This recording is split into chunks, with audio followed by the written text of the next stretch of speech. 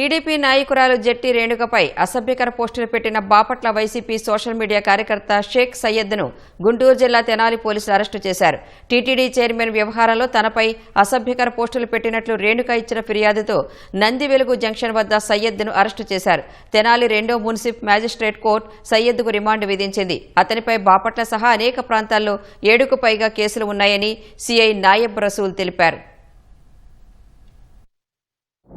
Tenali rural police స్టేషన్లో ITDP మహిళా కార్యకర్త అయిన జెట్టి రేణుక గారు ఇచ్చిన ఫిర్యాదు మేరకు తెనాలి రూరల్ పోలీస్ స్టేషన్లో క్రైమ్ రిజిస్టర్ చేయడం జరిగింది.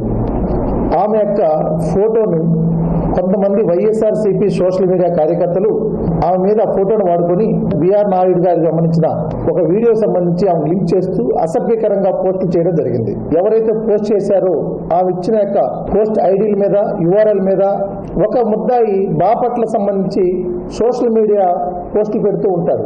అతని పేరు షేక్ సయ్యద్. మన నందివెలుగు జంక్షన్ వద్ద అతను అరెస్ట్ చేసి ఈ రోజు కోర్టులో ముద్దాయిని పొద్దుచ్చేయంగా 14 రోజులు రిమాండ్ విధించడం జరిగింది.